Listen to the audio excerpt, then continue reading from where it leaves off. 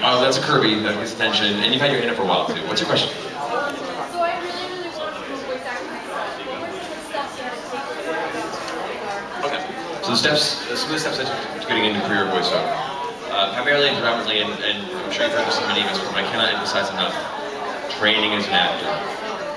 There are so many important skill sets and experiences you gain through formal training in character study and scene study and learning how to interpret copy and break down a scene and you know, breaking down a character and considering where they're coming from when they enter a scene, where they're going afterward. There's so many aspects of the arc of a character's performance that you just don't think about outside of these learning experiences. And it's just great to get in front of people and get used to doing these performances on the spot, because voiceover primarily, it's not like a slow process.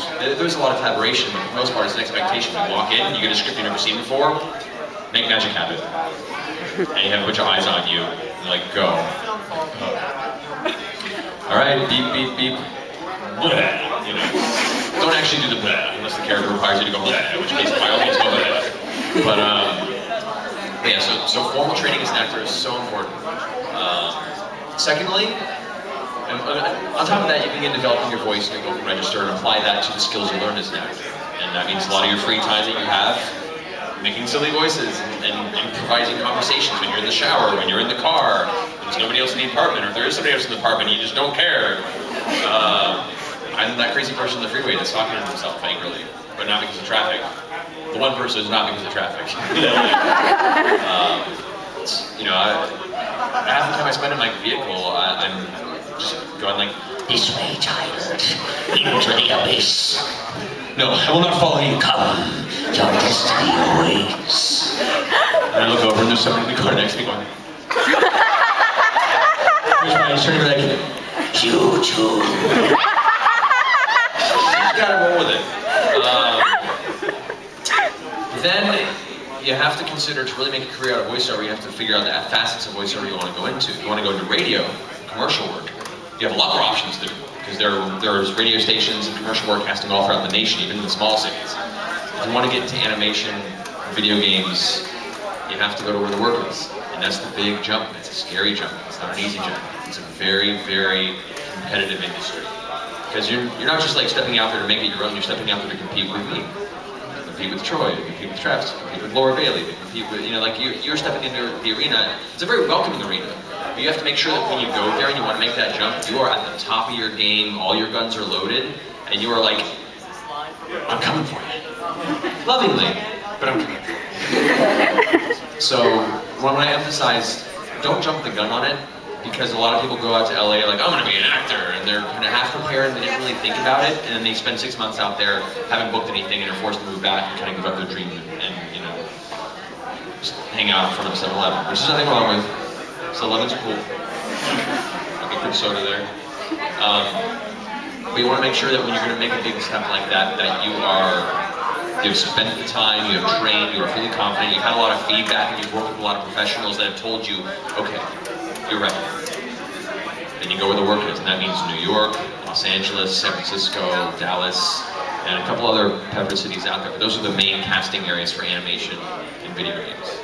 And then once you're there, you begin to network. You work and submit yourself on online breakdown services. There's a lot of casting websites that do breakdowns for voiceover.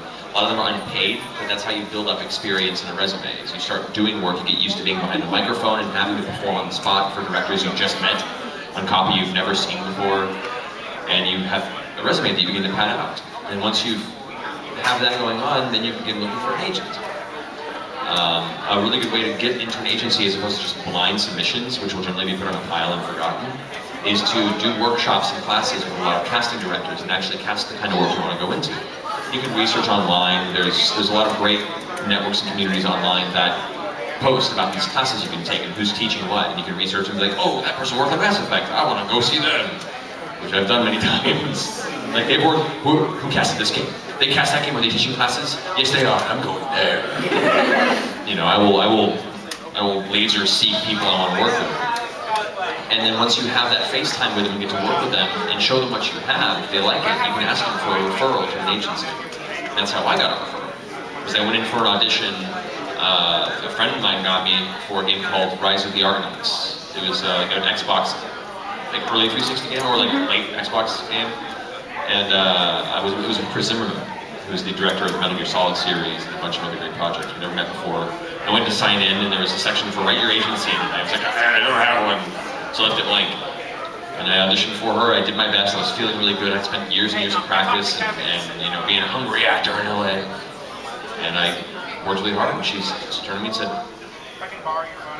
and I got signed there. It's been kind of a steady climb since. And so it's a lot of people say it's luck, and there is luck to everything. But I also love the quote that luck is when preparation meets opportunity. And there are plenty of opportunities in this world. You just have to be ready to grasp them when they're there. And if you just wait, it might come, but you won't be ready to really grab it and make it all what it is. But if you spend all of your time preparing for it and getting ready and just like guns loaded, you know, your coat's open at high noon and you're ready to fire them bullets off, then when that opportunity comes, you just dive in for it full blast, and sometimes it works out really well. I was very happy that worked out for me after years of shooting in the wrong directions, and it's a lot of trial and error. That was a very long-winded answer to your very simple question, but I figure you guys probably want to look into it. No worries, then.